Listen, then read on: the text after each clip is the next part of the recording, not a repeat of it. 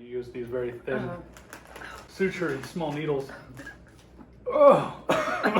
Ownership. I don't know what I want. I want it to be done.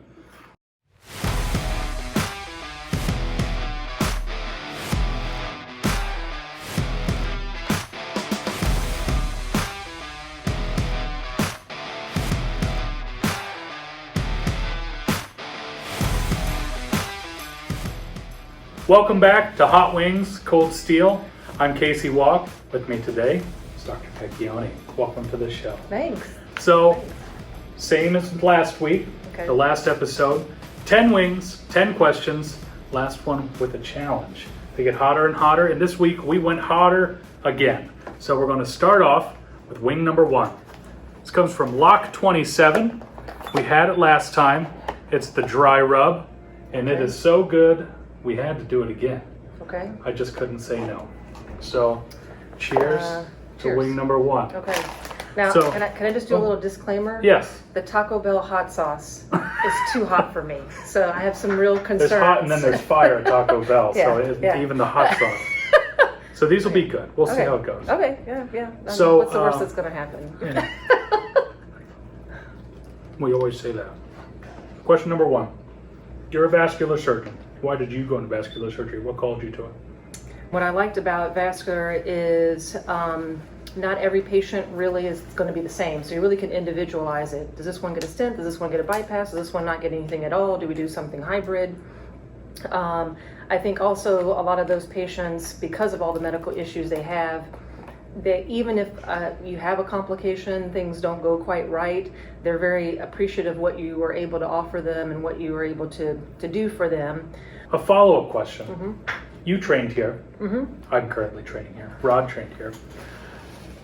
What about this program that pushes so many people into vascular? I think we put out quite a bit of vascular residents into fellowship. What do you think about this program? Does it?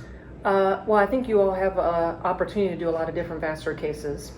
Each program has its own little unique niche. So I think you see a lot of trauma here, you see a lot of vascular here.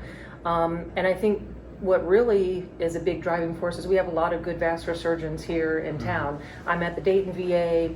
We have good vascular surgeons here at Miami Valley, great vascular team also at Kettering. So, I think and because you have so many people to work with, we do a lot of teaching. I think you all get an opportunity to do a lot of the cases as well too, so you're not just standing back watching even for some of the endo cases. So I think that gets people interested in it. On to wing number 2. Okay. That's a good wing. Yeah, it's a great wing. I'll save this one as my backup to help with the spices. An addition to this week is we're doing a collection of the bones in one place. So we're going to be called the Bone Yard. Okay. As you can see, I'm not taking as big of bites because I'm saving up for the biggest wing where I will eat all of it to show my strength. And I have all my things here. Yeah, all the coolness factors. So next wing is one that I've actually never had before. It comes from a really cool restaurant in town called the Dublin Pub down in the Oregon District, known for their fish and chips. And also this wing, apparently. So we'll move on to this wing. The Guinness barbecue wing. Okay. Cheers. Anything that involves alcohol sounds good. Sounds great. You're known for your vascular education sessions, trapped education sessions in the OR, otherwise known as pimp sessions. We talked with Dr. Ouellette. They are very nice. Yeah. Now, we talked with Dr. Ouellette about this, but he couldn't come up with one favorite moment. Do you have a favorite moment when you're pimping someone, a good response that you got?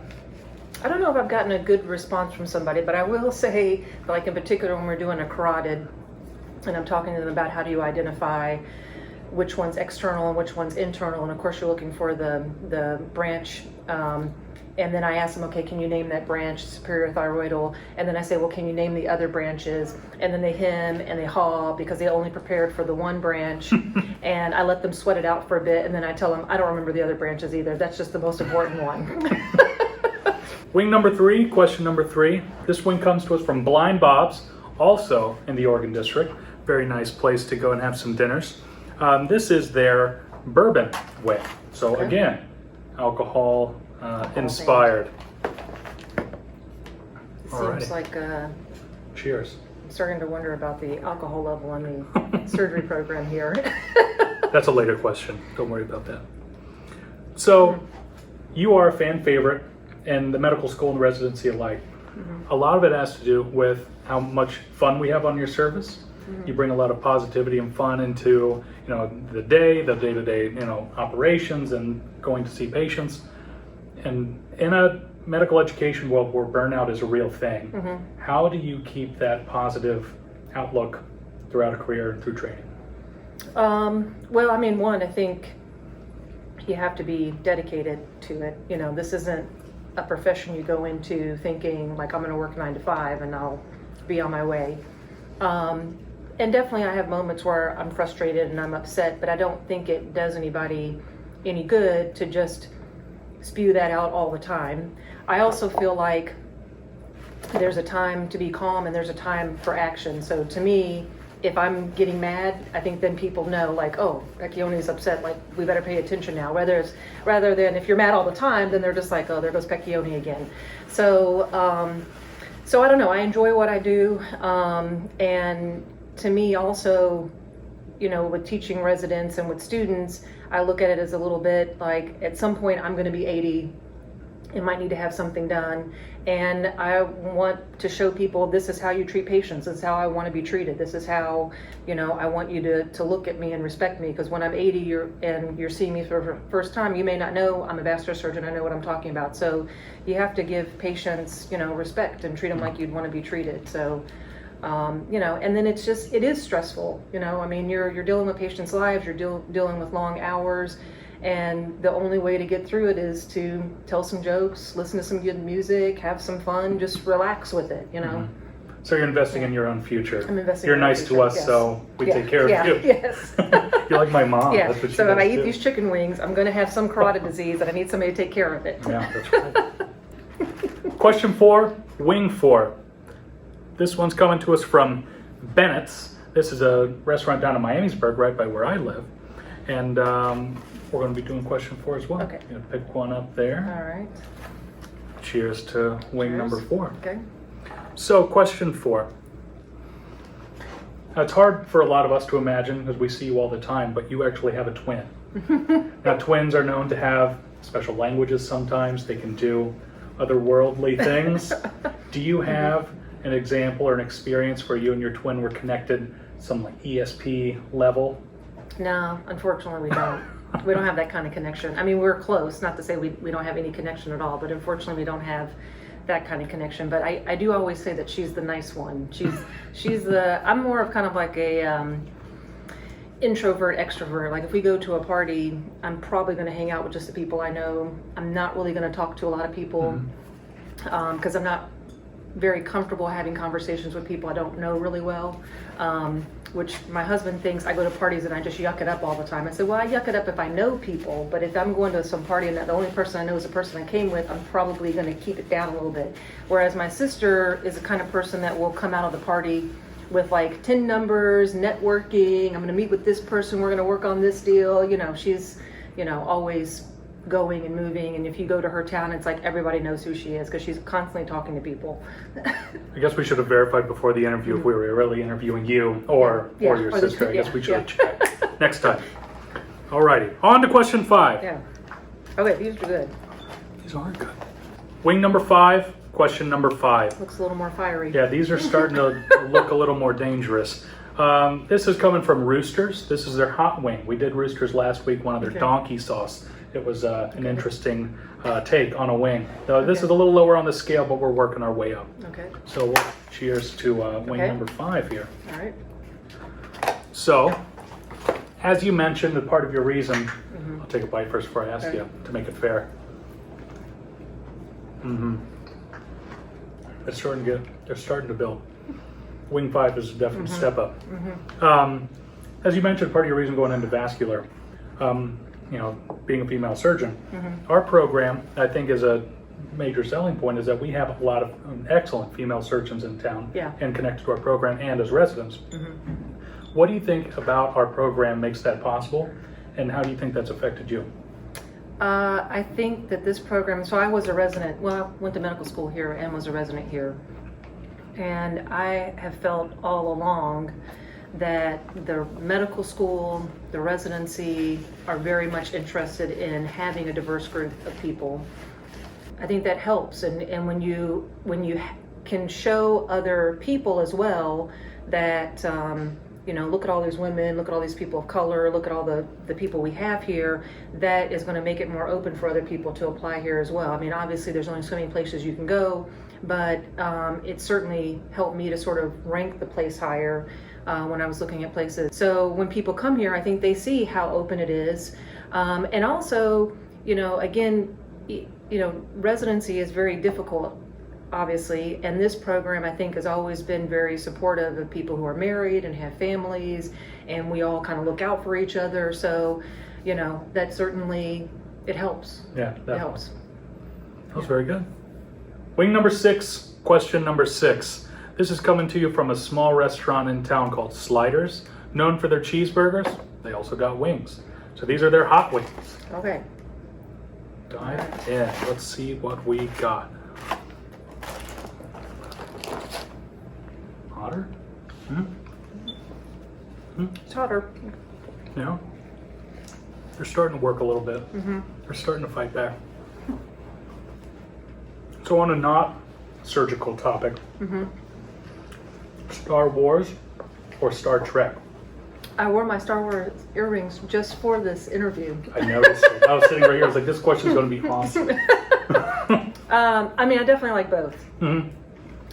That's odd. Yeah. I like a lot of people don't cross. Yeah, no, I definitely like both. I mean, I actually, growing up, my parents watched the original Star Trek series. And here's a little fact. In Star Trek The Next Generation, the guy who plays the Klingon in that show is actually a cousin of my aunt by marriage. So I got like a little sort of connection there. So Not that I've ever met him. So you're famous.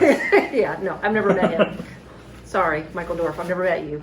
But he's related to my aunt by marriage. So anyway, so we watched Star Trek a lot growing up, and then obviously the Star Wars movies as well too. So my middle daughter the other day though, so it's like I can't get her interested in Harry Potter, I can't get her interested in Star Trek, I can't get her interested in Star Wars. So we're talking about Star Wars coming out, this latest one, and she's like, I don't know, I just find it so boring. And I'm like, whose child are you?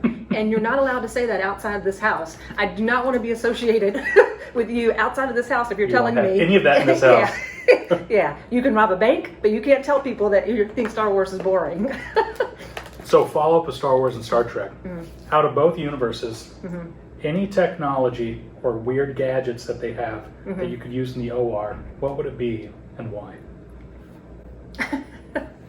The first thing that comes to mind is thinking about the Star Trek movie Voyage Home, where McCoy's in the hospital and the woman has to go on dialysis, and he's like, these barbarians, and he like slips her some pill and all of a sudden her kidneys are better and she doesn't have to go on dialysis. So I'd like the idea of just giving somebody a pill saying, you don't need a fistula. The dialysis pill. Yeah, your kidneys are all better. That'd be a $1 billion idea. Yeah, Somebody come up with it. Yeah. That's good. Alrighty, on to the next one. I really had my money on lightsaber amputation. Yeah. Is what I thought you were going to say, but that's good. It seems like the lightsaber is only good for cutting off heads and hands. This is Wing number 7, question number 7. This is from Elsa's. This is their rocket sauce. It's a step up from the sauce we had last week. And I personally never had it, so it should be good. This will be a dipper. And Elsa's is a Mexican place, so... It's a Mexican place that's known for their margaritas that we're eating their wings. Yeah. It's going to go great. Okay, all right. So, question. I'll give it a good dip. Yeah, give it a nice healthy dip. Okay. And there's visible chili flakes in this again. This is not a good sign.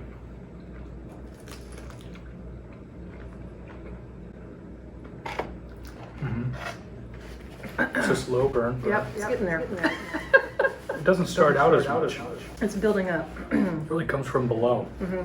So, the question. Have some milk. You're known, when part of our research, we found out that you like to dance in the OR, which I've known because I've worked with you. But you've done this for a while now. Yeah. Of all the people you've seen dance, that you've made dance in the OR, who's the best and who's the worst?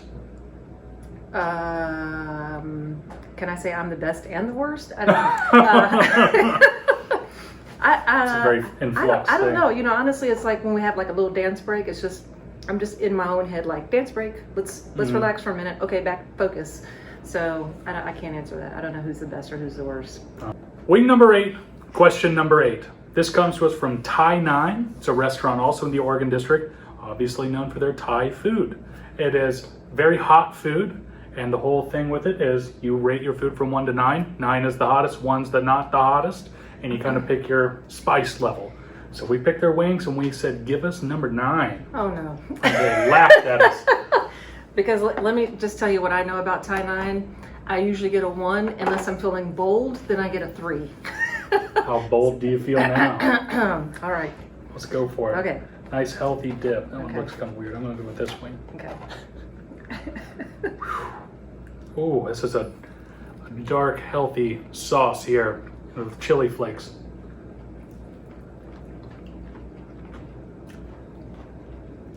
Are you sure that's a 9? It's kind of sweet. It is kind of sweet. That one's not that bad. The other I'd take one a was 9 hotter. all day. Yeah. Nice work, Thai 9. It's Thank actually pretty delicious. You know, I do have some theory about Thai 9 that if you're lacking in melanin, they might tone it down a little bit. So did you pick it up or did Rodney go pick it up? Order it. Grubhub. Yeah. You Grubhub did. Oh, it's a Grubhub, that's right. Rod's So got they're more probably melanin like, than they me. don't want a 9. Just Give them the 3. yeah. So our question that was supposed to go with this very hot wing Okay. was, in part of our research, we found out that you have a long history of pranking people. Some of them are prominent members in this program, so we cannot use examples, or else our program will get shut down. But what are the elements that make up a good prank?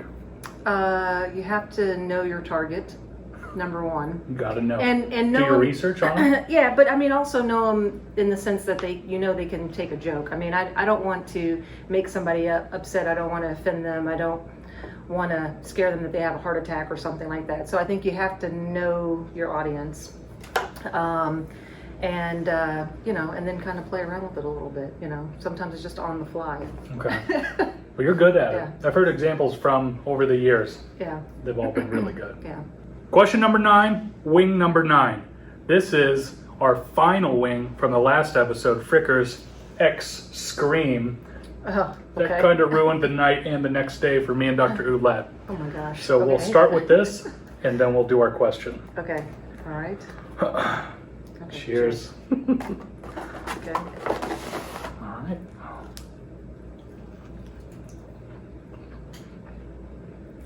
Yeah. It's building.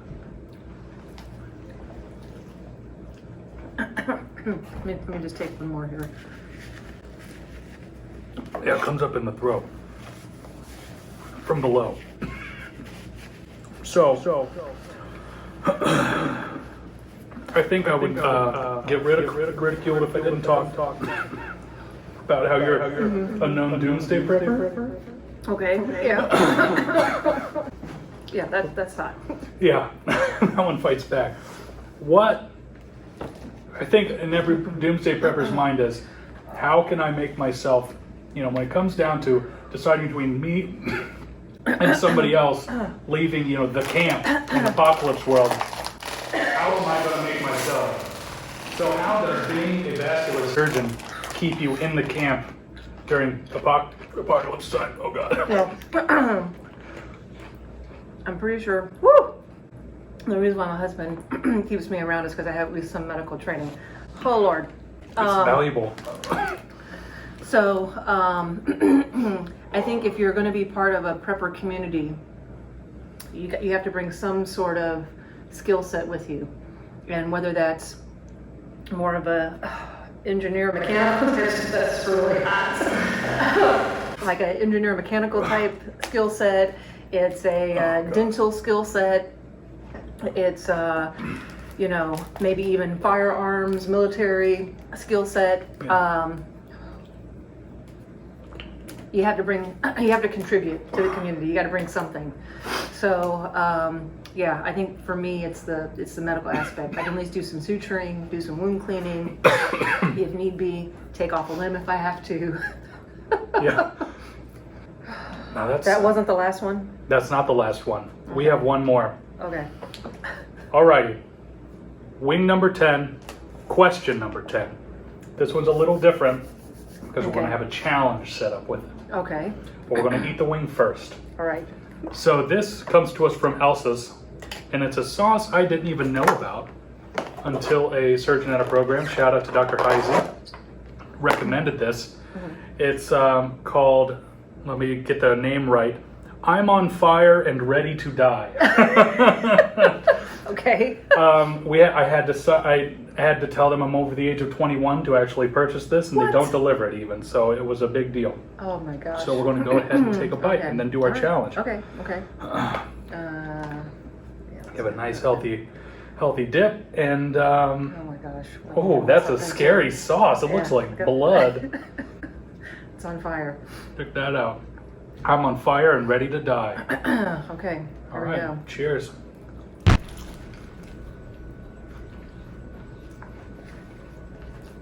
Whoa. I'm gonna close that.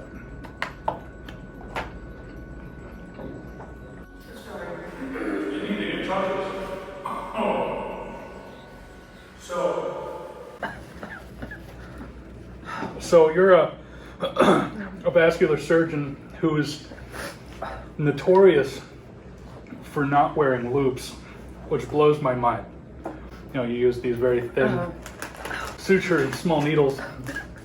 Oh, You want a chip? I don't know what I want. I want it to be done. But we're gonna see if you can. Oh, my whole mouth is on fire. Oh. We're gonna see if you can. When you said Heisey recommended it, I should have known not to. Oh Wow. Lord. We're gonna see if you can suture an arteriotomy Okay. going the other way and just wearing sunglasses. Does this hide my pain? Do I look more comfortable?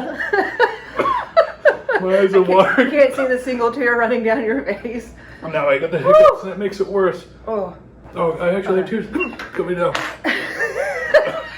Okay. I'm dying. Okay. All right. I'm gonna do this. Oh. Whew. So- Actually, it might help me to focus on my tongue not being on fire. I just wish my mouth would go numb. Any final words of advice for people who want to go into surgery or wanted to come to right state or vascular or anything really? It's a good thing we're in the hospital so that you can we can go to the ER if we need to. I've never had my eyes water like this with a sport. I got the hiccups. Now they're fogged up. On top of God. that, what was the question? Any advice Yeah. for anyone about I need, anything? I need a piece of tape to hold my glasses on. If you want to go into vascular, and I also think this is true even if you're going to go into general surgery, you know, you never know when you might get into some sort of vascular disaster. And it's helpful to have at least some confidence that you feel like you can at least get some control until somebody else can come along. So if you want to go into vascular in particular, it's helpful to try to start talking with as many vascular attendings as you can. Talk with the chairman, try to figure out what different programs are looking for. If you're going to a program, you have an opportunity to do an elective procedure or elective rotation, and you can go there and do an elective rotation. I think you should do it. You should look into it. People want to know that you have a genuine interest in doing vascular because it's not easy. That challenge was way too easy for you. We need more sunglasses. Yeah. Well, again, thank you for being on Hot Wings Cold Steel. I hope I didn't Was that ruin your good? week. No, it'll be okay. And it is finally over. Okay. But thank you again. Yeah, And, thanks for having me. I'm sure we'll see more of you around. And if anyone here comes up and visits us, we'll see Dr. Pecchioni at the VA. I'll see you. Good luck.